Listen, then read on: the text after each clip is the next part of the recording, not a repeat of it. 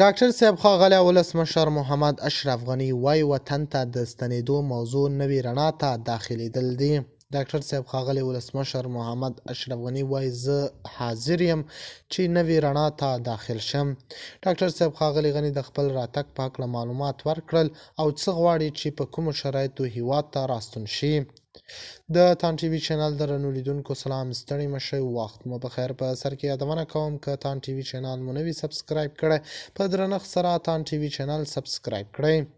په دې خیالي سناریو کې اشرف غني ویلي چې د افغانستان د ستونزې یوازې هغه وخت حل کیږي چې ټول مشران له نوې سیاسي ژمنتیا سره کینی.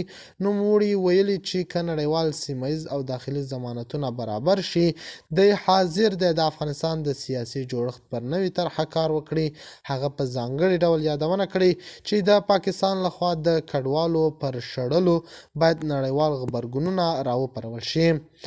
بل خوا بیا د افغانستان د بهرنیو چارو وزیر امیر خان متقی او د افغانستان پخوانی ولسمشر محمد اشرف غني ترمنځ په یوه پټه خو وروسته اعلانه شوې ناسته کې مهم پرمختګونه شوي دي. دا لیدنه چې د یوې درېیمې هیواد په منځګړیتوب شوې د افغانستان د سیاسي راتلونکي سرحدي کړکېچونو او د نړیوال اړیکو پر عادي کېدو تمرکز درلود. د سرچینو په وینا دواړو لورو د هیواد د امنیتي وضعیت، د پاکستان وروستیو بریدونو او د داخلي وحدت اړتیا په اړه مفصلي خبرې کړې وې. متقي ویلي چې طالبان غواړي د افغانستان سیاسي ثبات د ملي اجماع له لارې ټینګ کړي.